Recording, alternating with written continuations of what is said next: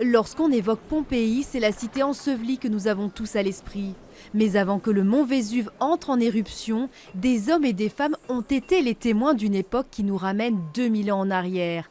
250 pièces sont rassemblées dans cette collection pour nous faire revivre le quotidien romain, parmi lesquelles des vestiges qui n'ont jamais été exposés. Ce sont des objets qui proviennent de fouilles archéologiques qui datent d'une dizaine d'années, organisées dans le port de Naples. La vie s'est subitement arrêtée au 1er siècle après Jésus-Christ, précisément l'an 79. Les visiteurs sont plongés dans l'atmosphère de l'explosion du Vésuve. On a peut-être mieux appréhendé la surprise qui a été celle des Pompéiens qui ne s'attendaient pas à ça. Il y avait un tremblement de terre avant, ce que je ne savais pas du tout. Et qu'en fait, c'était pas. Moi, je pensais que ça durait 10 secondes et c'était terminé, mais en fait, c'était beaucoup plus long. Je ne savais pas qu'il y avait la flotte maritime qui était venue sauver les habitants. 1150 corps seront ensevelis sous les cendres.